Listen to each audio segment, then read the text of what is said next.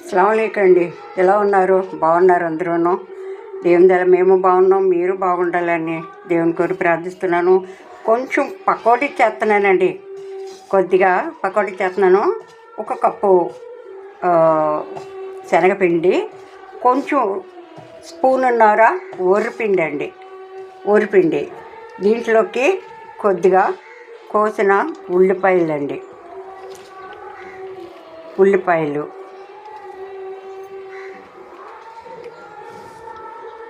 కొద్దిగా జీలకర్ర, కొద్దిగా ధనియాలు, కొద్దిగా నలుపుకొని ధనియాలు, కొద్దిగా సాల్ట్ అండి,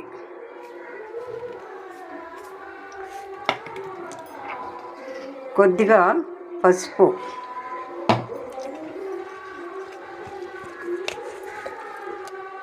కొద్దిగా అల్లం వెల్లుల్లి పేస్ట్,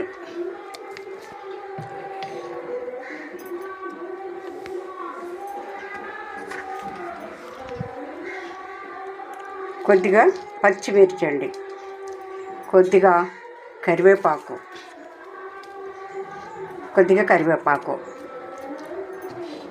ఇప్పుడు ఇది బాగా కలుపుకోవాలండి.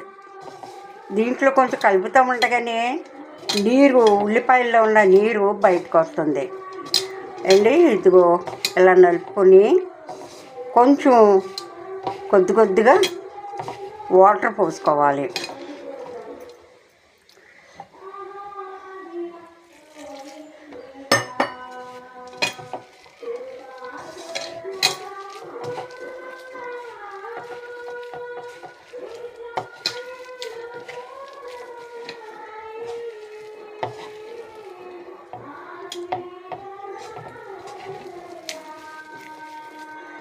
అంతేనండి, ఎక్కువగా నీరు పోసుకోకూడదు, ఎందుకంటే ఇలా గట్టిగా ఉంటే గట్టి పకోడీ బాగుంటుందండి, క్రిస్పీగా బాగుంటుంది.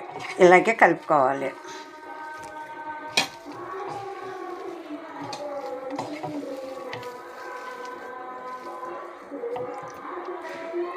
కొంచెం పోసుకుంటున్నానండి నీళ్ళు.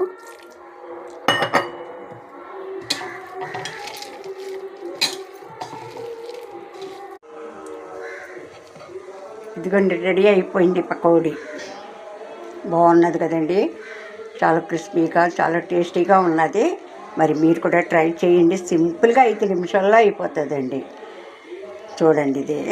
మరి మీరు కూడా ట్రై చేయండి, మీరు కూడా తినండి, ఎంజాయ్ చేయండి. ఉంటానండి, బాయ్ అండి.